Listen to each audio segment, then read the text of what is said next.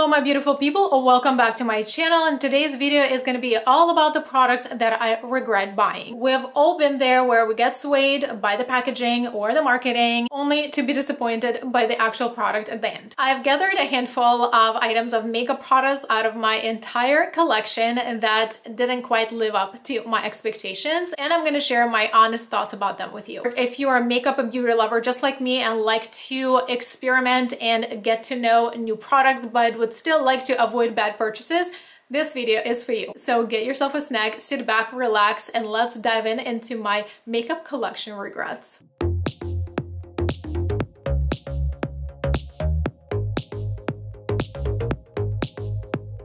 All these products were purchased with the best intention in mind, that I wanted to love. I'm not gonna lie that some of these products I added to my collection because I bought into a hype, how much hype there was around that product or around that specific brand at that time. So definitely some considerations here before we get into talking about this product. For most part, all these products are high-end products, and I don't want to say that I regret buying them because of their price tag, but that definitely came into consideration. They're definitely coming from the brands that have more money to spend on marketing and to market it to the point that it is so hyped. So a lot of these products just were so overhyped, and then when I got to test them, they just did not live up to my expectation. I want to start from the product that is a complexion product. This is a Beautiful Skin from Charlotte Tilbury. I got mine in a shade 3 Neutral if you wanted to know what the shade is. It is a beautiful packaging, and Charlotte Tilbury brand is very well known and very much loved by so many people. So the reason why this product ended up in this video is because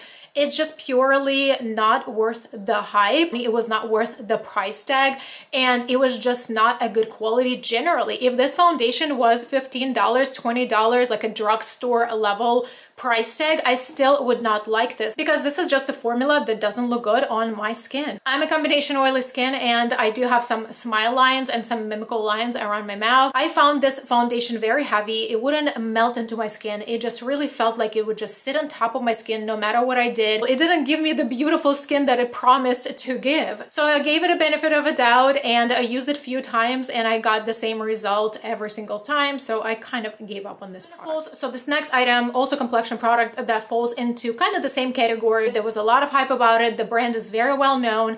However, the quality was just lacking majorly.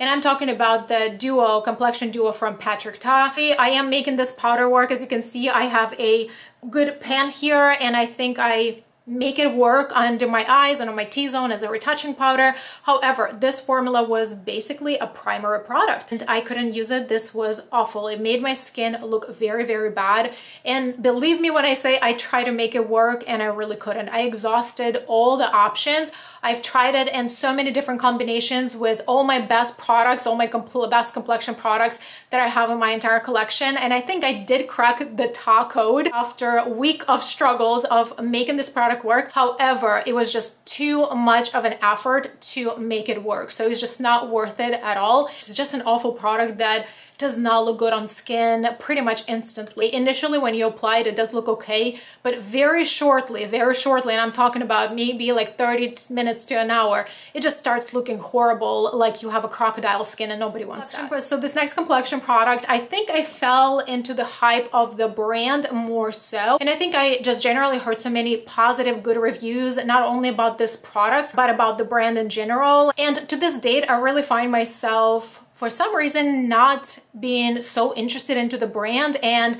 I think it was just one of those things that I really wanted to try something, and I picked this product, which I really wish I didn't. This is a Positive Light Tinted Moisturizer from Rare Beauty, and this does have an SPF 20, which is anyway not even enough for your SPF protection. You should be using at least 30. I definitely would not rely on this product to be your primary SPF. This is basically what it says it is.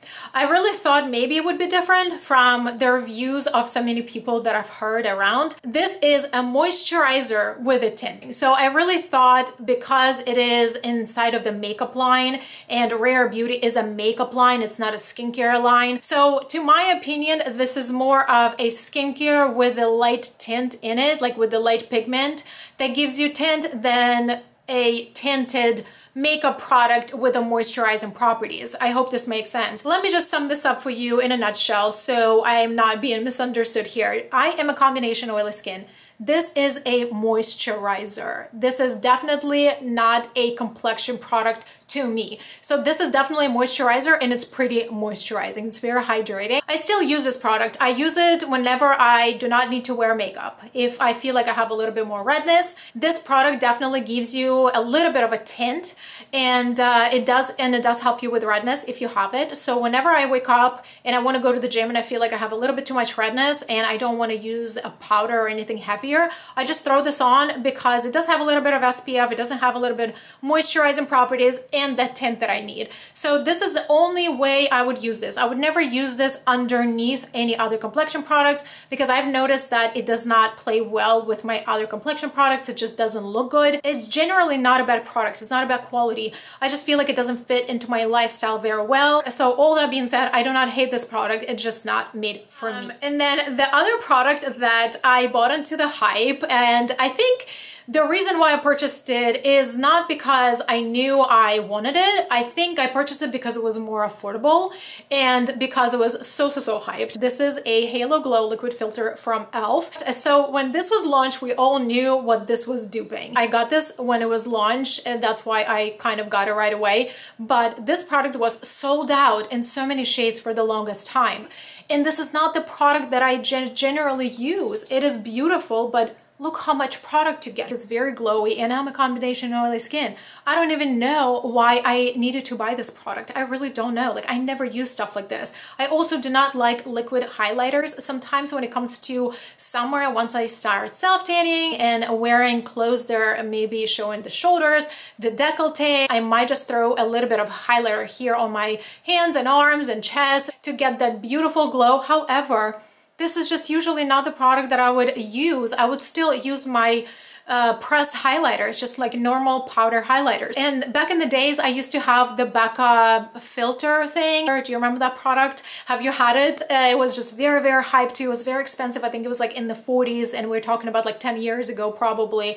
And I never used it. I ended up decluttering it because it was just laying there, and I never used it. And it was just very similar concept to this. And again, it's not because this is a bad quality. By all means, there are so many people that love it, and there's a good reason to love this product. You can use it in multiple ways if you like it that way. But for me personally, again, it doesn't fit into my lifestyle, into my skincare type. I just never reach for it. So this next complexion product, I do also regret buying because I purchased it for a full face of one brand video, and I needed to buy it. I wish it was available in a smaller size, but I think this is actually a mini size, and I wish there was a smaller size after the mini. Again, this product is actually a really nice quality. However, it broke me out so badly. This is a Pro Filter Instant Retouch Primer from Fenty Beauty. It has this really beautiful creamy consistency that goes into your skin, blends really nicely. It feels really nice on skin. However, it just breaks me out every single time. A lot of Fenty Beauty products that I actually love and enjoy, and I haven't found one yet that is a poor quality. I just feel like it just personally doesn't work for me. So that being said, I don't regret buying it, but I regret not returning it. Some of you may disagree on this with me, but that's okay. We're different people. We have our own opinions on how we feel about things. So I used to be this person who would be afraid of bringing things back, or not even afraid, but being kind of like ashamed of it because you already bought it, you already spent money on it, you already touched it. Like, I didn't want to return anything. So I would hold on to the products. Sometimes I would even wear them because I already purchased them, even though I wasn't like completely happy about them.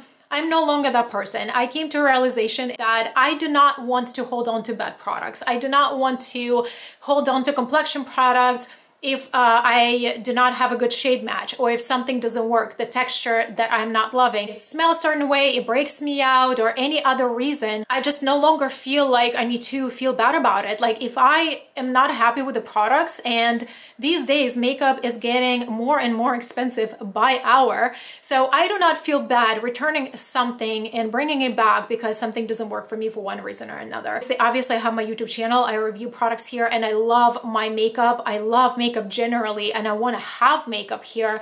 However, I also do not want to hold on to bad products. You may share how you feel about this subject in the comments below. I would like to hear your opinion, but let's be respectful. So this next product I purchased a while back when I was still in the stage experimenting with different textures and different formulas.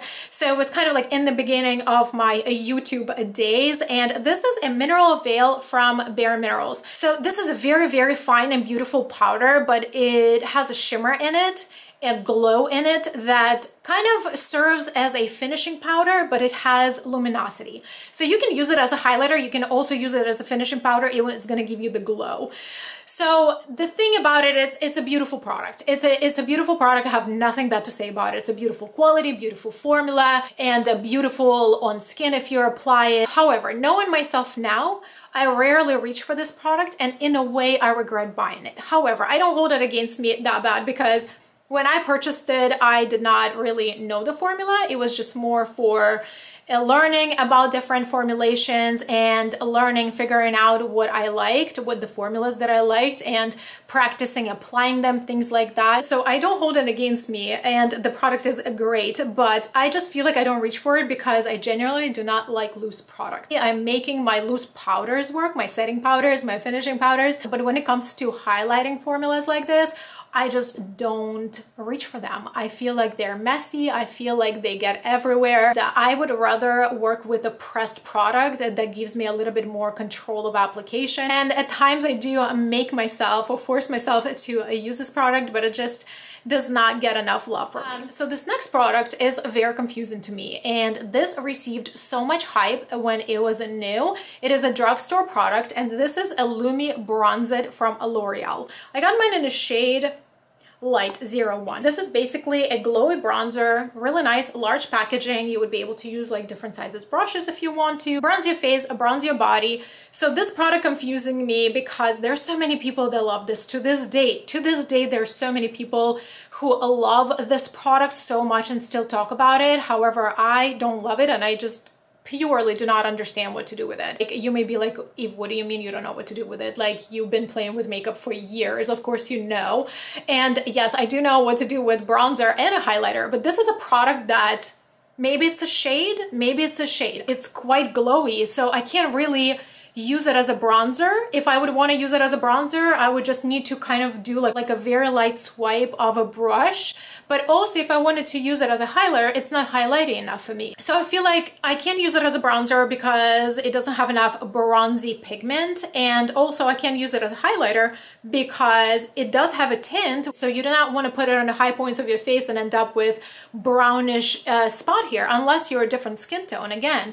So it might be just a shade selection here for me specifically, but just in a nutshell, I can't use it as a bronzer because it's not pigmented enough, and I can't use it as a highlighter because it's not highlighting enough. So it's very, very confusing product. It doesn't fit into any categories for me, so I do regret buying it anymore. So this next product is also bronzer, and I don't even know if it's available anymore. This is a Sweethearts Baked Bronzer from Too Faced. Super cute hard packaging. So this is a baked formula that was separated in half. One was a little bit more gold and one was a little bit more on that more neutral, like with a pinkier undertone. Very beautiful, glowy, very shiny formulas, pigmented also. However, I just feel like this packaging is not convenient for me because the brushes that I use for bronzing, even my smaller one, does not fit into one area. It's not a bad product, but I think it comes down to a packaging fault here, because these two sides of the heart, they're definitely different undertones. So with this specific product, I'm really not using it because I feel like I struggle to find a good brush, a bronzing brush, to fit into one specific side of the product. So the packaging is definitely not ideal here, and that's why I'm not using this product. So that makes it a makeup regret for me. Let's talk about the Big Daddy now. Let me open it first. Gorgeous packaging, gorgeous packaging. So this was one of the first two palettes that I purchased from Pat McGrath. So this is a Mothership 5 Bronze Seduction palette. It's a beautiful neutral color story. However, I purchased this palette together with a Mothership 6 Midnight Sun palette, which I love with all my heart. That palette is one of my favorite palettes in my entire collection. However, when it came to this palette, or testing this palette and playing with it and creating looks, I realized that this color story is really not that special, and it's definitely not worth the price tag. When I purchased this palette, I definitely used a small discount that was going on at that time on their website. Even with that discount, I still ended up paying $100 for this palette, which is a hefty price tag regardless. As much as I really like my neutrals, you guys know that I love my neutrals. I'm a huge neutrals lover. I have so many different neutral eyeshadow palettes in my collection. One reason why I actually looked into this palette and wanted to add it to the collection because of this red shade. I really thought it was going to be this beautiful, bright red, sexy shade, and it wasn't. It wasn't beautiful. It wasn't sexy. Here it is. It's not ugly by all means. It's very nice. For some reason in the pan, it gives me this like rich vibe, you know, like this bold red, like rich color with beautiful reflect. I probably set my bar really high because when you look at the luxury product like that, that gets so much hype and so much love from so many people, so you do in a way set up your bar really high with your expectation. Outside packaging, this packaging, you hold it, you know you're holding a $100 palette. Generally, this is a beautiful formula, but the color story is just not impressive for me. The quality of the eyeshadows is really, really nice. The shimmers are pretty. I like this palette, but I don't love it, and I definitely cannot justify the price tag for this one. All that being said, this ended up in this video. It is a regret in a way. I wish I purchased one palette first, and my Midnight Sun eyeshadow palette is very much loved. I wish I would just buy one and test it and think about it a little bit extra before I purchased this one. Palette, another eyeshadow palette, you can probably guess it. If you've been to my channel, you can probably guess what it is. It is an eyeshadow palette that it was my first interaction with the brand. It's called Smoky Eyes Are Forever eyeshadow palette. That was a holiday edition of 2021. Beautiful, beautiful color store, really nice gradient of shades. Generally, the brand receives a lot of hype, and I thought this is a good way to try it because it is a larger palette. It was $75. However, her quads are about $50. So I thought this would be a better value if you would get a bigger palette. So the shimmer formula in this palette is spectacular. However, the mattes up to this date, I do not get along with. They're so patchy, they're so difficult to blend, they do not pack. I tried different brushes. I tried natural bristle brush, I tried synthetic brushes, I tried denser brushes, I tried loose brushes. I already tried all the tricks out of my magic box and then nothing worked. And I interacted with some people and then they said they love this palette and theirs is perfect and a good quality, and maybe I got a dud, I don't know. But for me, it is a disappointment because whenever I open up this palette, I get inspired to create all these looks. I really like how the palette is organized. It's really easy to navigate and create looks and pair shades together. However, I can't use mattes out of this palette, so I'm only reaching for it as like a companion palette to use my shimmers, which technically rarely happens because whenever I open a big palette, I want to use the entire palette. This is just how my mind works. So this is how I roll. I like the palette, especially in this price range. I want that palette to give me everything that I need in one place. So the last but not least is a very recent product that I just purchased on 21 Days of Beauty. And I did not want to return this. I did not want to return it. I thought about it. It stayed here on my desk and I was like, should I return it? Should I not return it? And I decided that I'm going to keep it and I'm going to try to make it work. And it is a workable product. It is not an awful formula. It just has such a learning curve. There's just so many things that you need to consider when you're using it. So it just kind of becomes a burden in a way. So this is a Maracuja Juicy Lip Plump from Tarte. And I got mine in the shade White Peach, which is a very beautiful shade. So I bought this on a whim because I went into the store. I do not like going to the store for that reason. I love the shade. I love the shade, but I don't love the packaging at all. I just feel like it's just so annoying. First of all, you know, it has a clicker. You need to click this button right here on the bottom and the product comes out. Once it comes out, it doesn't go down anymore. So you need to be really careful and watch how much product comes out. This is a plumping formula. However, it's not the one that hurts your lips. It's just kind of like very mild. So to my experience, this product is considerably sheer. So if you try to build it up in several layers to try to build up that color and give it a little bit more opacity, it actually becomes goopy. It becomes stringy. Like we try to open your mouth like this and then the strings would just go like this up and down. And then you try to wipe it off and that's a waste of a product. The only way I make this work is when I do one click and do one single pass on my lower lip. And then I kind of mush my lips together and then the product just kind of spreads around on both of my top and bottom lip. And that's it. That's it. And I just don't think this is really giving me the effect that I want. It does give me a little bit of glossy effect and a little bit of that like fresh effect because it does have that minty plumping formulation. Oh, this color is so beautiful. I really wish I would get a little bit more opacity and actually get to see that beautiful color, that beautiful shade. And I really can't because I can only use a tiny, teeny amount of it before it gets goopy. So these are all the products that made it today for my regrets list. Let me know in the comments below which are the products that you regret buying and why you purchased them. So it would be fun to share our experiences in the comments below. As you saw, all these products ended up here for one reason or another. They're not necessarily terrible, but there's something about them that just didn't make the cut. Some of these products I'm still holding on to and trying to make it work. And some of these products I am definitely considering passing along at the end of this year. So I hope you enjoyed this video. If you did, give this a big thumb up. And I invite you to subscribe to my channel before you leave today. Thanks so much for hanging out with me today. I appreciate it. And thanks so much for watching. And I will see you in my next videos. Bye.